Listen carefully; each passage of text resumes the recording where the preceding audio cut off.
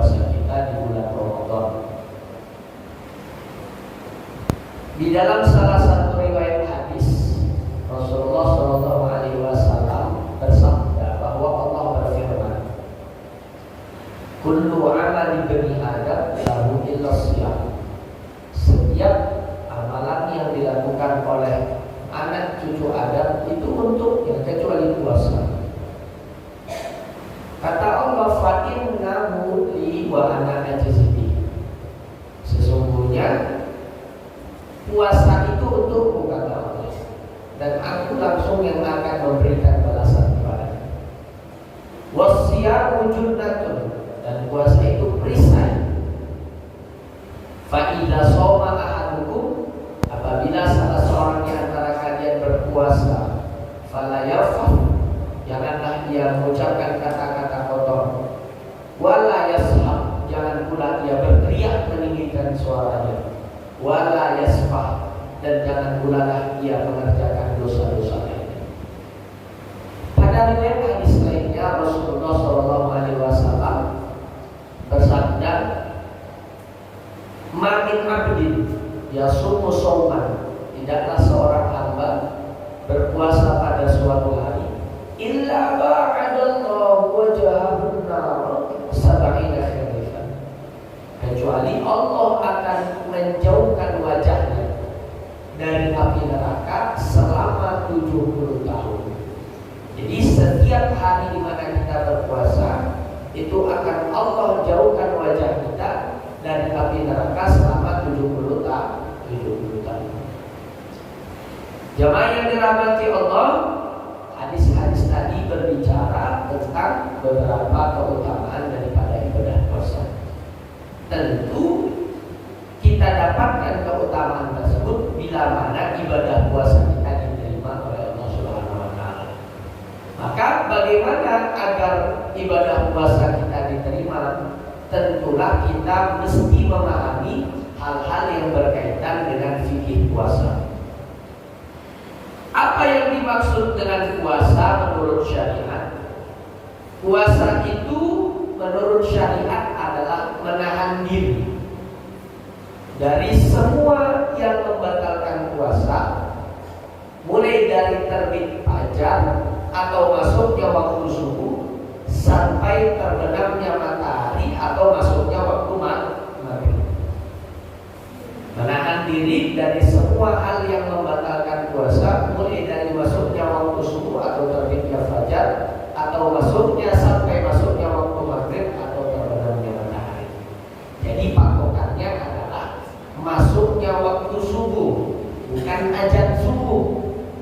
Kenapa? Karena azan subuh bisa jadi lebih lambat dari waktunya. Azan subuh 5.15, nah mungkin saja muazin memandangkan azan 5.20. Jadi kalau udah 5.16, jangan Bapak Ibu tetap bersahur atau menyantap makanan dan minuman. Kenapa umat masih makan? Belum azan. Orang dari 5.16 sudah masuk waktu subuh. Nah begitu pula patokannya adalah berbuka pada saat sudah masuknya waktu maghrib, bukan menunggu azan maghrib. Kalau udah masuk waktu maghrib, walaupun azan maghrib belum dikumandangkan, maka kita sudah berhak untuk berbuka. Jamaah yang dirahmati Allah, yang wajib berpuasa adalah mukallaf. Apa itu mukallaf? Mukallaf itu adalah orang yang dibebani syariat. Ada 4 syarat seseorang itu mukallaf atau dibebani syariat. Yang pertama muslim, jelas orang Kristen mana pula kita paksa berpuasa. Kemudian yang kedua baligh. Baligh itu maksudnya cukup umur. Nah, apa standar seseorang itu dikatakan baligh? Yang pertama kita lihat perubahan biologisnya. Perempuan menstruasi, laki-laki mimpi basah. Kalau seandainya perempuan sudah menstruasi, laki-laki sudah mimpi basah, artinya dia sudah balik.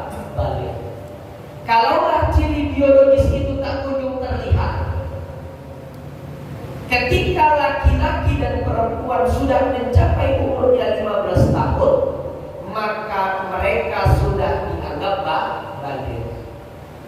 Tapi belum menstruasi, Ustaz. Kalau udah mencapai umurnya 15 tahun, maka dia sudah dianggap baligh. Kemudian yang ketiga, akil, ataupun orang yang berakal.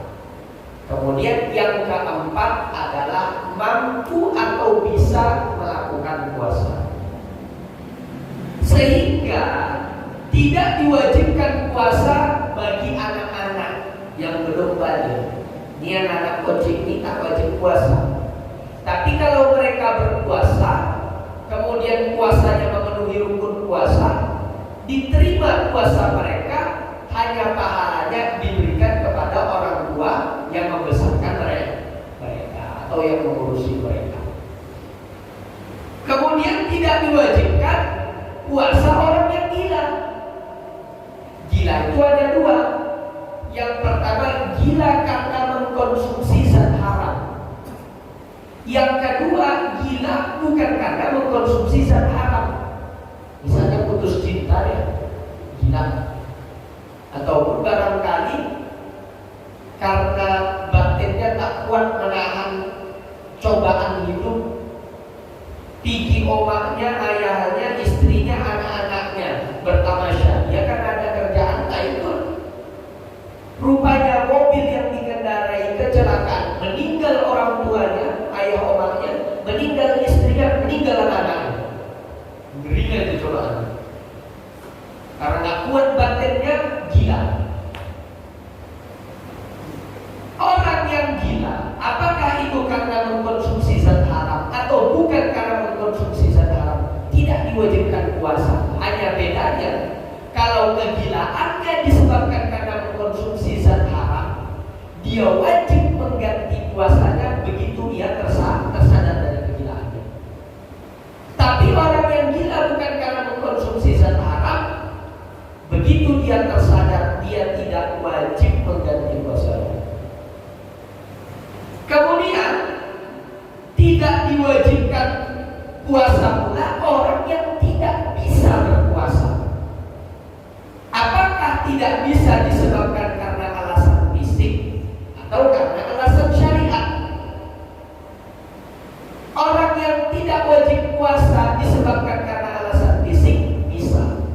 Orang tua yang sudah uzur secara umur, mungkin umurnya sudah kepala 7 atau mungkin sudah kepala 8, maka sanggup lagi puasa, maka tidak wajib bagi dia berpuasa.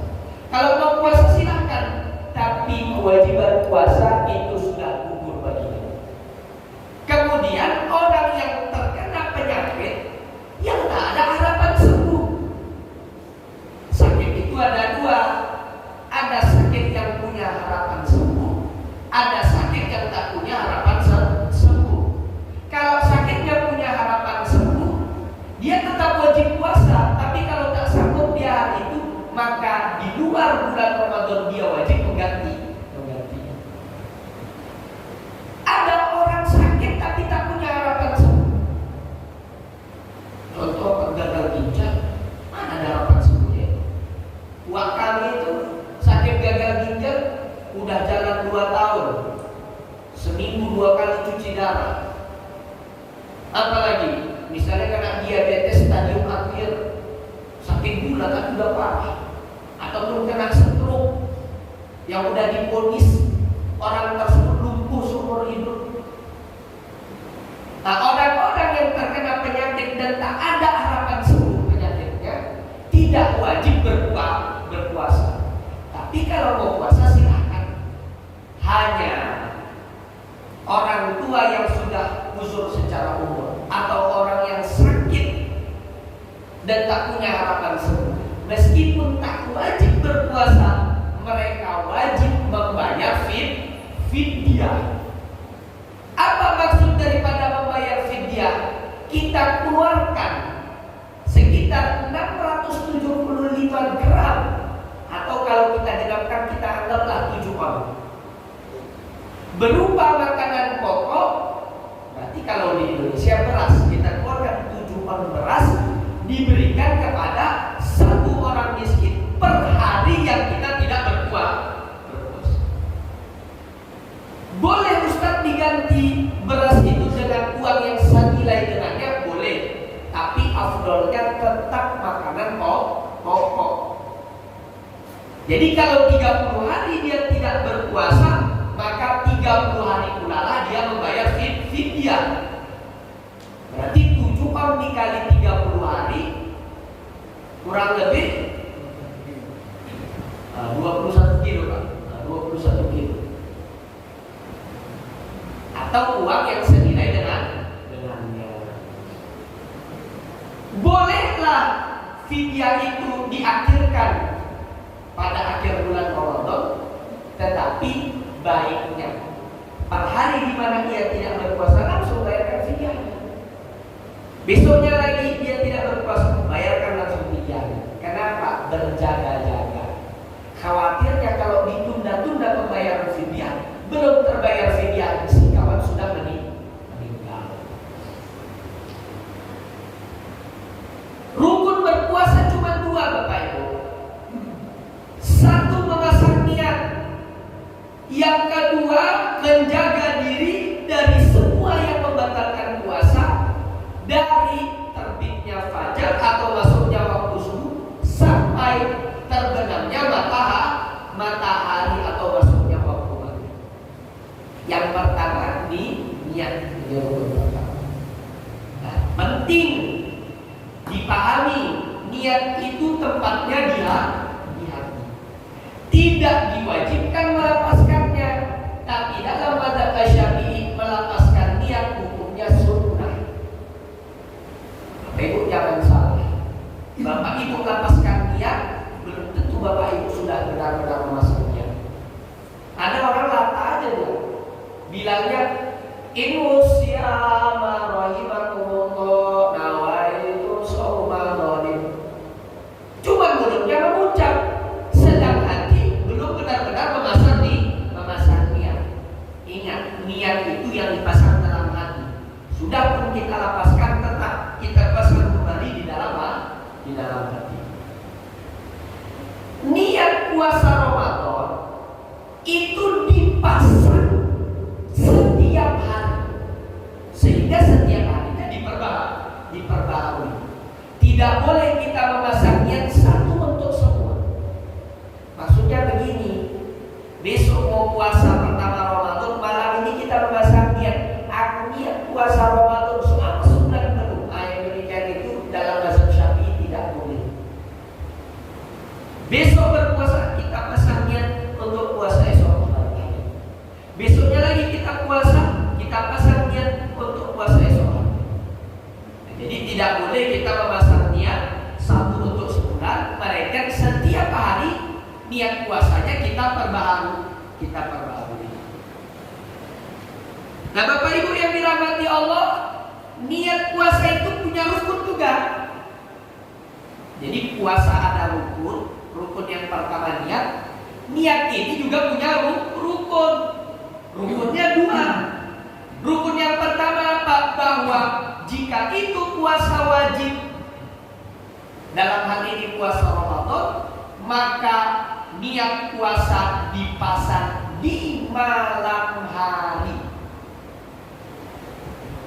Maksud malam hari itu dimulai dari kapan? Mulai dari masuknya waktu maghrib. Kalau besok puasa berarti udah bisa dimasang niat. Kapan terakhir? Sebelum masuk waktu subuh. Jadi kalau seandainya besok Ramadan pertama puasa, malam ini Bapak Ibu belum memasang niat, sampai besok sudah azan subuh Bapak Ibu belum memasang niat juga, maka Bapak Ibu tidak berhak berpuasa. Kenapa? Belum Bapak Ibu penuhi rukun niat pertama, yaitu memasang niat di malam hari. Makanya jangan sampai kita luput ataupun lupa. Kalau malamnya kita tak memasang niat, maka besoknya tak sah kita berpuasa. Kenapa? Puasa wajib dipasang niatnya di malam hari. Apakah itu puasa Ramadan atau puasa mengganti puasa Ramadan? juga termasuk wajib untuk puasa nazar. Atau puasa kafarat. Puasa kafarat itu salah satunya Bapak Ibu bersumpah. Aku bersumpah aku tak mau aku lagi berbohong. Rupanya besoknya dia berbohong. Dia langgar sumpahnya. Wajib dia berpuasa 3 hari berturut-turut. Semua jenis puasa wajib niatnya dipasang di malam hari. Beda halnya puasa sunnah. Misal besok hari Kamis, misalnya malamnya Bapak Ibu tak ada memasang niat. Udah azan subuh Bapak Ibu juga belum memasang niat. Sampai jam 9 pagi Bapak Ibu juga belum memasang niat. Sampai jam 11 Bapak Ibu juga belum memasang niat. Maka Bapak Ibu masih boleh berpuasa sunnah di hari itu selama Bapak Ibu belum menyantap makanan atau minum. Jam 11 di situ Bapak Ibu, ini hari Kamis, ya udahlah puasa Kamis saja lah. Nah, kalau seandainya seperti itu dibolehkan dalam puasa sunnah. Kapan waktu terakhir memasang niat puasa sunnah? Masuknya waktu zuhur. Jadi kalau puasa wajib seperti Ramadan, waktunya mulai dari masuknya waktu maghrib sampai masuknya waktu subuh atau sebelum masuk waktu subuh. Nah, tapi kalau seandainya puasa sunnah, waktu terakhir sebelum masuk waktu zuhur. Kemudian rukun niat yang kedua, ta'yin. Apa itu ta'yin, Ustaz? Menentukan jenis puasa. Jika itu puasa wajib. Jadi kalau seandainya seseorang memasang niat dalam hati, padahal mau puasa Ramadan, aku besok niat puasa, nggak cukup, karena harus ada ta'yin, menentukan jenis puasanya. Jika itu puasa wajib. Jadi kalau seandainya puasa Ramadan, sekurang-kurangnya dia pasang dalam hati, aku niat puasa Ramadan. Kalau itu puasa nazar, aku niat puasa nazar. Kalau itu puasa kafarat, aku niat puasa kafarat. Lain halnya puasa sunnah. Kalau puasa sunnah tak mesti kita tentukan jenis puasanya. Makanya di bulan Rajab, di bulan Sya'ban disunnahkan untuk memperbanyak puasa. Puasa apa, Ustaz? Puasa apa aja. Karena jenisnya puasa sunnah tak penting dan tak perlu. Lebih tepatnya tak perlu menentukan jenis puasanya. Pokoknya puasa saja Bapak Ibu. Aku niat puasa, silakan puasa di hari itu. Jika itu di bulan Rajab dan di bulan Sya'ban. Karena di bulan Rajab dan di bulan Sya'ban kita disunnahkan untuk memperbanyak puasa. Hanya kalau di bulan Sya'ban, kalau udah masuk nisfu Sya'ban, sebagian ulama mengharamkan untuk berpuasa. Kecuali itu puasa wajib atau orang yang sudah terbiasa puasa sunnah. Maka saya ingatkan kembali, sekurang-kurangnya seseorang memasang niat puasa, kalau dalam bahasa Indonesia dia pasang dalam hati, aku niat puasa Ramadan. Kalau bahasa Arabnya nawaitu shauma Ramadan, itu sekurang-kurangnya. Lantas bagaimana niat puasa yang sempurna? Kalau tadi itu adalah kadar minimal, maka tentu ada kadar maksimal atau sesempurnanya niat. Ayo Bapak Ibu sering melapaskan. Sama-sama kita baca. Nawaitu. Kemudian lanjutkan.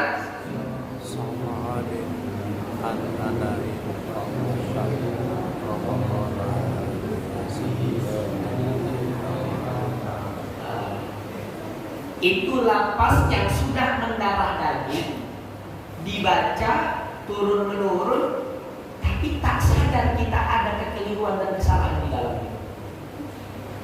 Dengarkan Bapak Ibu.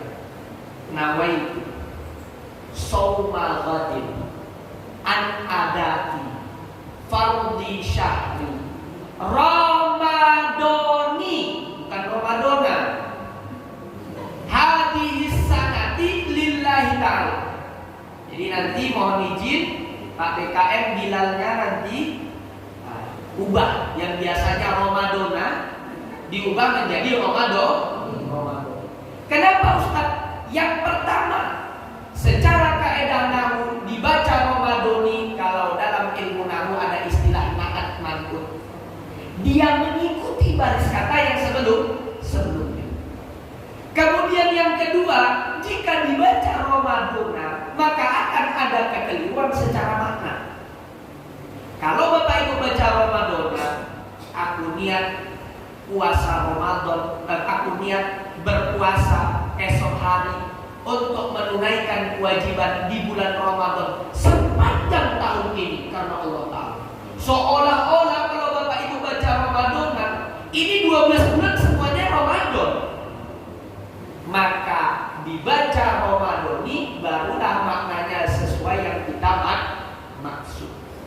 Aku niat puasa esok hari untuk menunaikan kewajibanku di bulan Ramadan tahun ini karena Allah Ta'ala. Ini pentingnya Bapak Ibu, jangan Ramadona lagi, diganti menjadi Ramadan. Ini saya putar kembali kampanyenya seperti itu. Setiap kajian fikih puasa Ramadoni. Mudah-mudahan di Tanjung Balai mulai dari tahun lalu itu sudah Ramadoni, kecuali masjid yang tidak saya masuki. Nah, itu rukun puasa yang pertama, yaitu memasang niat. Ingat, memasang niat itu tempatnya di hati. Melapaskan niat itu sunnah.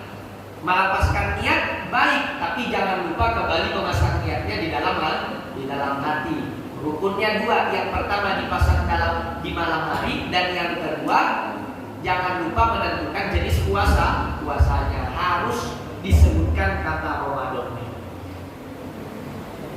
Kemudian rukun puasa yang kedua, yaitu menjaga diri dari semua yang membatalkan puasa, mulai dari terbit fajar sampai terbenamnya matahari. Nah, setidaknya ada 8 hal yang membatalkan puasa. Yang pertama, mohon maaf, ini namanya kita mengaji fikih, walaupun sedikit vulgar, mau tak mau harus disebutkan, yaitu berhubungan badan. Pertanyaannya, mana standar berhubungan badan? Apakah hanya sekedar berpeluk, bercium tanpa pakaian berarti sudah dianggap berhubungan badan?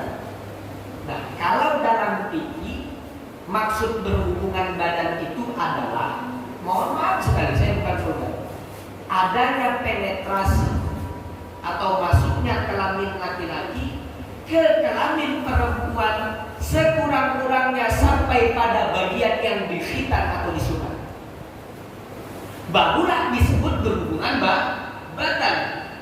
Jadi mohon maaf, kalau seandainya ada laki-laki tanpa pakaian, perempuan tanpa pakaian, walaupun suami istri, apalagi bukan suami istri, kemudian bersentuhan saja kelamin laki-laki dan perempuan tanpa adanya penetrasi, maka itu belum dikatakan berhubungan badan. Ketika dua pasangan atau sepasang laki-laki perempuan berhubungan badan, maka batallah puasa. Tidak hanya batal puasanya, namun jika itu dilakukan di bulan Ramadan, ia wajib membayar kafarat berupa berpuasa selama 2 bulan atau 60 hari berturut-turut. Hati-hati Bapak Ibu, tahan nafsu, jangan sampai terjadi hubungan suami istri di siang hari di bulan Ramadan. Kafaratnya puasa 60 hari berturut-turut. Hari ke-45 udah puasa, hari ke-46 ternyata batal puasanya, ulang lagi dari awal. Makanya ngeri itu Bapak Ibu. Ini yang pertama, yaitu melakukan hubungan badan secara sengaja. Ustaz, ada rupanya orang melakukan hubungan badan secara tidak sengaja. Ada. Siapa? Orang yang diperkosa?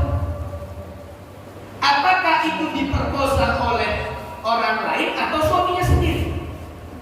Ustaz, apa ada suami memperkosa istri sendiri? Ada. Siang bulan Ramadan, suaminya memaksa istri untuk berhubungan badan. Itu namanya pemerkosaan. Kenapa berhubungan badan di siang hari Ramadan tidak boleh? Maka bila mana si istri itu dipaksa atau diperkosa oleh suaminya untuk berhubungan badan di siang hari Ramadan, sedang ia tidak menginginkannya, yang batal puasanya hanya si suami saja, sedang istri tidak. Kenapa? Karena istri bukan karena keinginan sih.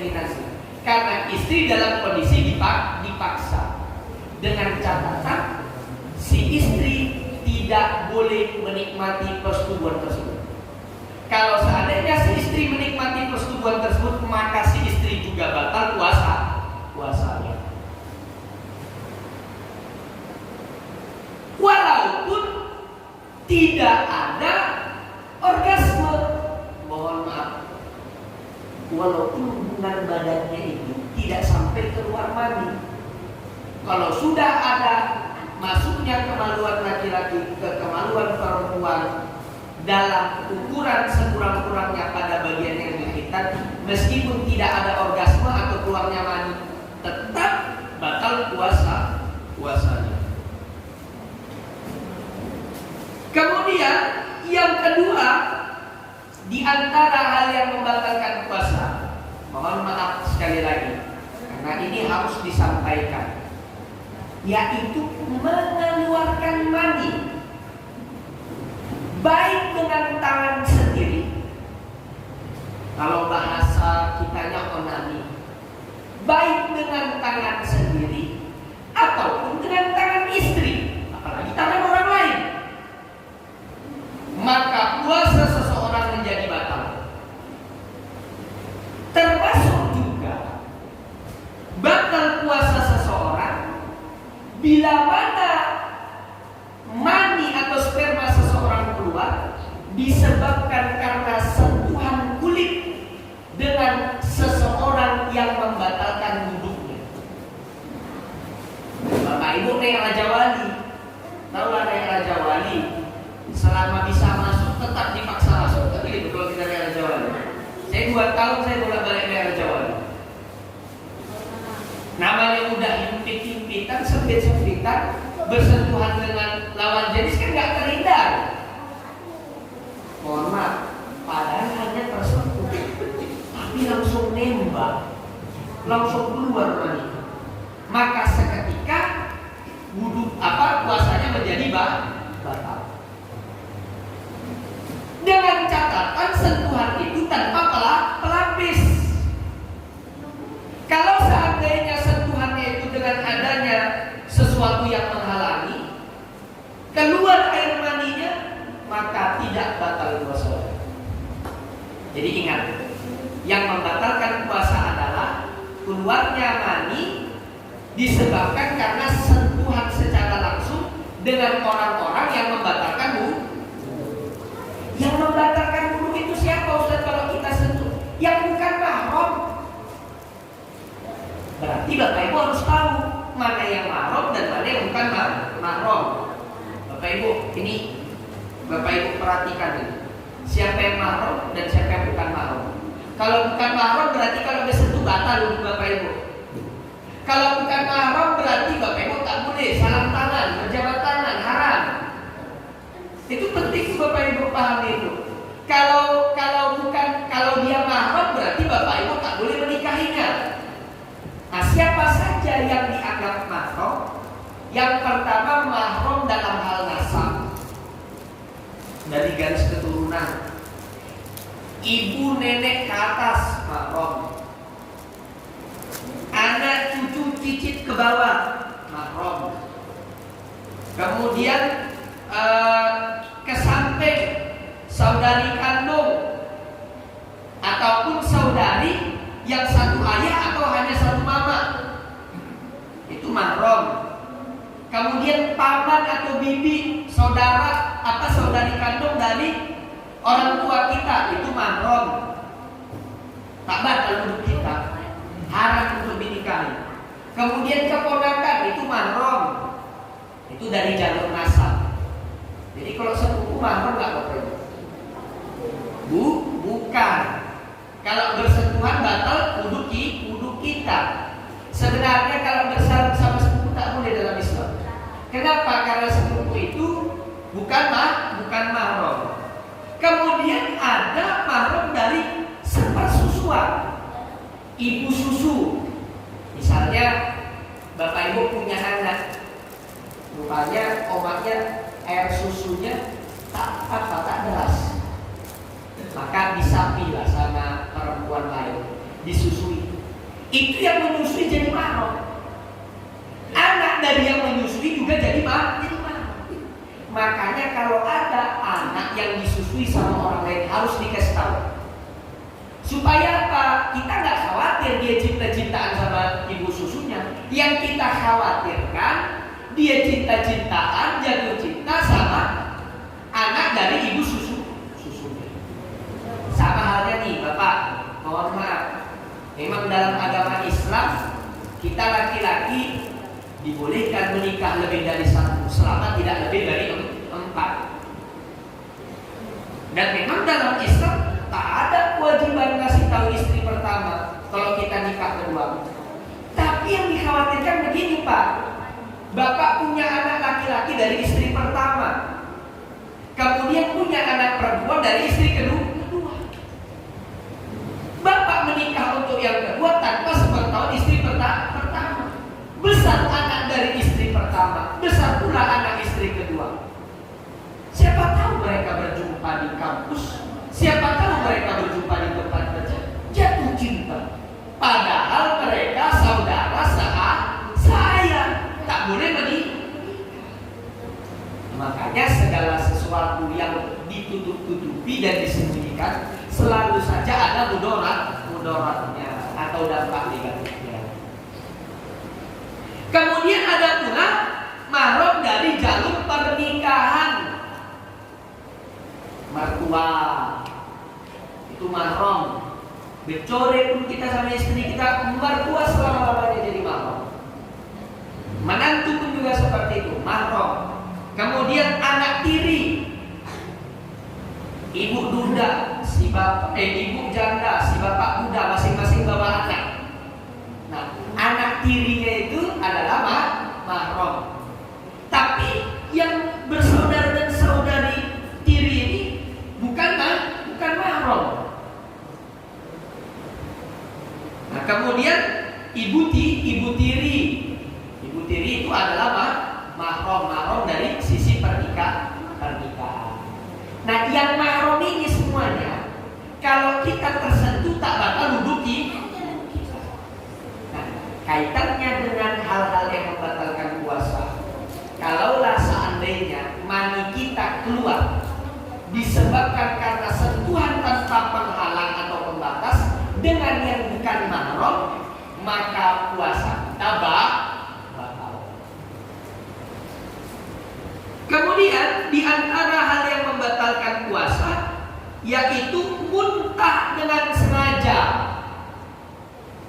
Merasa perut, Bapak Ibu sogok supaya keluar isi perut, muntah, batal puasa. Kenapa? Dilakukan dengan sengaja.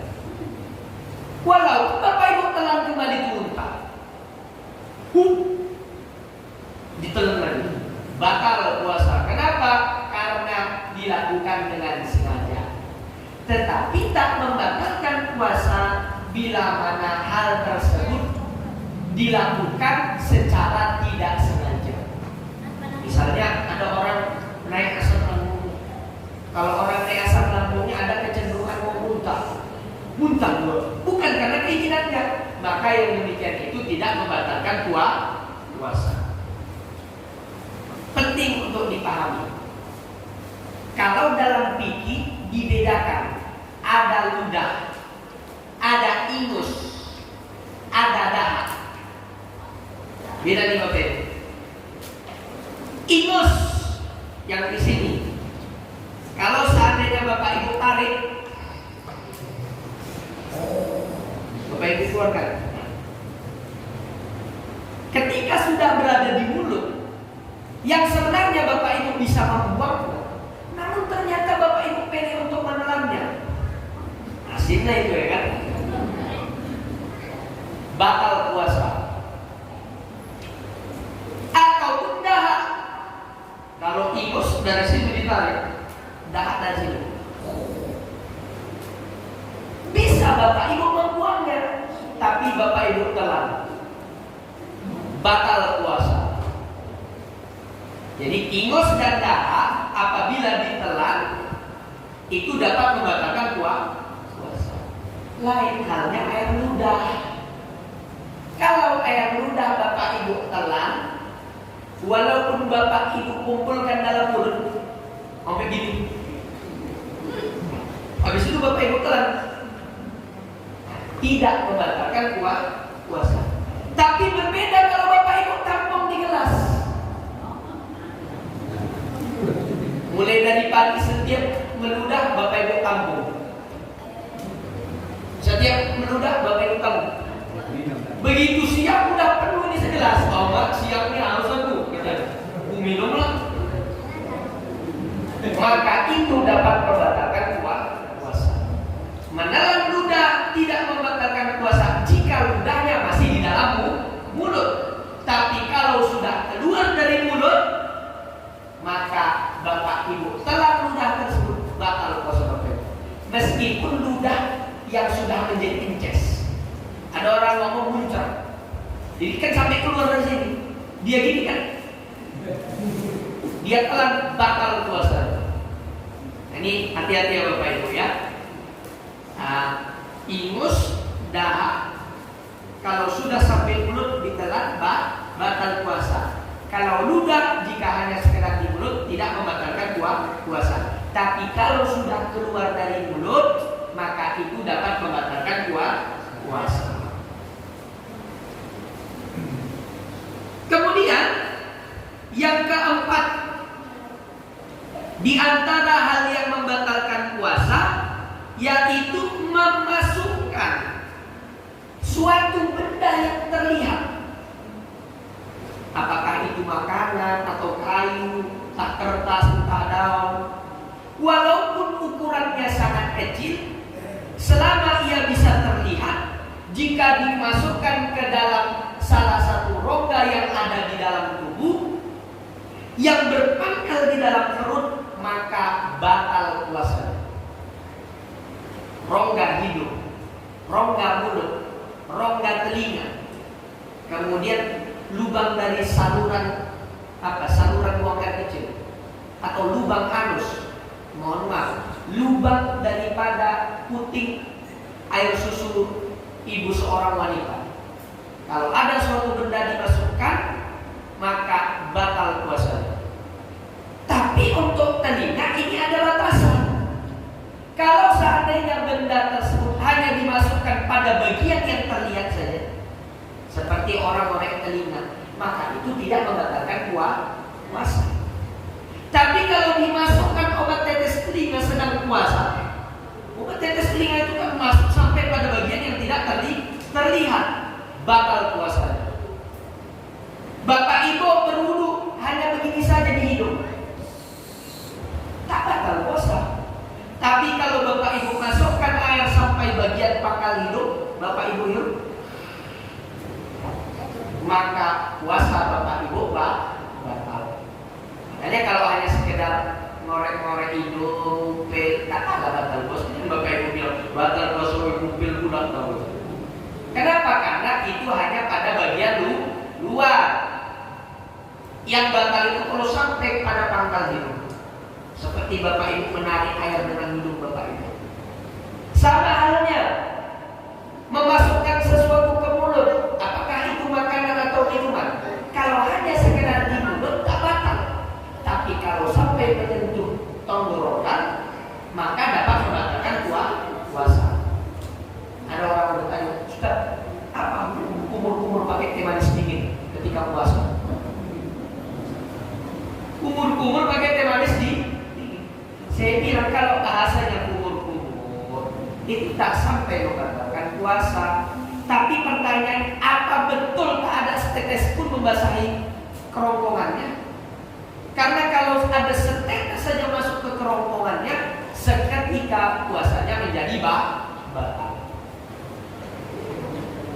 Nah, memasukkan benda-benda terlihat ke rongga-rongga yang tadi disebutkan, itu bisa membatalkan puasa jika dilakukan secara sengaja. Sehingga kalau dilakukan secara tidak sengaja, maka tidak batal puasa. Contoh, tak sengaja makan nasi padang di bulan Ramadan lagi puasa, membeli dia sebungkus nasi padang, tidak lupa pula dia membeli air kelapa pakai es batu. Saudara, begitu udah dimakan habis minum es berarti oh iya puasa ya. Gimana Ustaz? Hukum puasanya tidak batal. Kenapa? Karena tidak sengaja. Pertanyaannya, orang bodoh mana di bulan Ramadan nggak sengaja makan nasi bungkus sama minum air kelapa segelas. Bulan Ramadan orang di mana-mana puasa. Kalau puasa sudah mungkin lupa. Tapi kalau puasa Ramadan, saya pikir mungkin malah dia baru masuk Islam beberapa hari yang lalu, makanya dia lupa. Nah, kalau kita, saya kira tak apalah kita lupanya itu sampai kemakan sebungkus nasi padang. Tapi kalau memanglah seperti itu, memang rezeki itu kalau saya katakan. Lupa Bapak Ibu termakan sepiring nasi sama air putihnya, memang rezeki lah. Makanya banyak-banyak berdoa supaya Allah lupakan kita kan.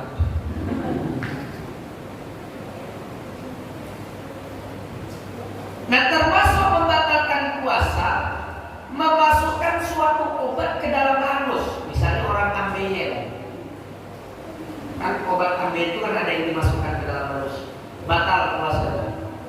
Makanya, mohon maaf nih Bapak Ibu, kalau dalam kitab ini, kitabnya kitab Fathul Mu'in, ketika kita buang air besar di bulan Ramadan, maka jangan sampai jari kita menyentuh bagian yang lebih dalam dari yang seharusnya.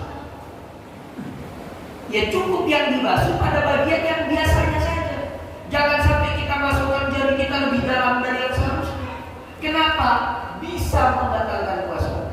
Sama halnya perempuan beristinja setelah buang air kecil, biarlah yang dibasuh pada bagian yang biasa saja. Jangan sampai bapak ibu masukkan jari ibu ke bagian yang lebih dalam dari yang seharusnya. Kenapa? Bisa membatalkan puasa. Hati-hati orang yang mandi.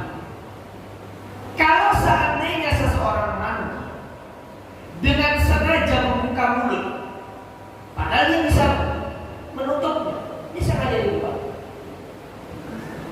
masuk air ke dalam mulutnya, belum batal puasanya. Kemudian secara tidak sengaja ini masuk ke dalam kerongkongan, karena dia sengaja membuka mulut, batal puasa. Walaupun air tersebut masuk ke kerongkongannya secara tidak sengaja. Ngertinya Bapak Ibu ya? Membuka mulutnya dia sengaja pada saat mandi, masuk rupanya air ke kerongkongan secara tidak sengaja. Walaupun tak sengaja air masuk ke kerongkongan, karena sengaja dia membuka mulut, batal puasanya. Lain halnya orang yang ketika mandi sudah menutup mulut, tapi ternyata secara tidak sengaja air itu masuk, kemudian secara tidak sengaja membasahi kerongkongannya, maka puasanya tidak batal. Kenapa? Karena dilakukan secara tidak sengaja. Hati-hati orang yang ketika berpuasa dia tidak membersihkan giginya dengan benar. Kalau seandainya tertelan sesuatu yang terselip di sela-sela giginya, walaupun hanya seujung kuku yang tertelan, batal puasa. Kenapa? Karena dia tidak berupaya membersihkan giginya. Kalau seandainya seseorang mendapati luka di gusinya, mungkin sariawan atau kekurangan vitamin C dan lain sebagainya, berdarah-darah gusinya, air liurnya atau air ludahnya tercampur dengan darah tersebut, dia telah batal puasanya. kecuali dia tidak bisa menghindarinya karena udah terlalu banyak darahnya dan udah terlalu parah. Tak bisa dia menahan dirinya untuk menelan air ludah yang sudah tercampur darah tersebut. Maka yang demikian itu tidak masalah. Tapi kalau hanya sedikit-sedikit saja bisa dia melepehnya, maka lepehkan. Kenapa? Karena darah yang mencampur air ludah kita jika kita telan dapat membatalkan puasa. Kemudian di antara hal yang membatalkan puasa yaitu haid dan nifas. Haid nomor 5 dan 6. Haid dan nifas. Ibu, azan maghrib 6.37. 6.35 keluar darah, batal puasa itu. Ustaz kan 2 menit lagi tanggung. Walaupun 2 menit lagi, jangankan 2 menit lagi, 2 detik lagi keluar darah, batal puasa itu. Ini masalah ini penting nih ibu. Ibu banyak tak mengerti. Ibu bersih di waktu asar. Ibu nggak hanya wajib sholat asar, tapi juga wajib sholat Jumat. Ibu bersih di waktu isya. Ibu nggak hanya wajib sholat isya, mereka juga wajib sholat maghrib. Jadi kalau bersih di waktu asar, wajib dia juga mengerjakan sholat zuhur. Kalau bersih dia di waktu isya, dia juga wajib mengerjakan sholat maghrib. Kenapa? Karena zuhur dan asar dianggap satu waktu. Maghrib dan isya juga dianggap satu waktu. Makanya yang bisa dijamaknya antara zuhur dan asar, atau antara maghrib dan isya. Tapi kalau bersih di waktu zuhur, maka dia tidak mesti sholat subuh. Kalau bersih di waktu subuh, dia juga tidak mesti sholat di waktu isya. Penting juga ini. Ibu datang menstruasinya jam 12.40. Azan zuhur 12.30. Semestinya ada waktu 10 menit yang sebenarnya ibu sempat sholat. Tapi karena ibu tunda, mungkin karena ibu masak, mungkin karena ibu nonton TV. Walhasil pas 12.40 keluar darah, itu sholat zuhurnya terutang sama ibu. Nanti kalau ibu udah bersih, ibu wajib mengkodo sholat tersebut. Kemudian yang ketujuh, di antara hal yang dapat membatalkan puasa yaitu gila. Sedang puasa kemudian tiba-tiba gila, maka seketika batal puasanya. Bedakan gila sama pikun. Orang pikun jangan dianggap gila. Gila itu memang hilang akalnya. Dia tak tahu apa-apa sama sekali. Kalau pikun berkurang daya ingatnya.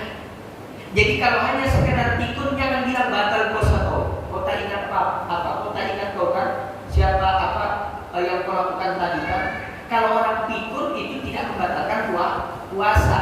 Yang membatalkan puasa adalah gila. Kemudian yang ke-8, di antara hal yang membatalkan puasa adalah murtad atau keluar dari agama Islam. Barangkali ini garis-garis besar hal-hal yang berkenaan dengan bikin puasa, yaitu terkait rukun daripada rukun puasa.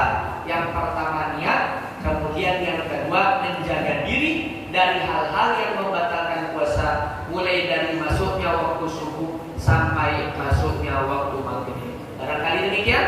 Mungkin di sana sini ada pertanyaan terkait yang disampaikan ataupun di luar dari yang disampaikan, dipersilahkan.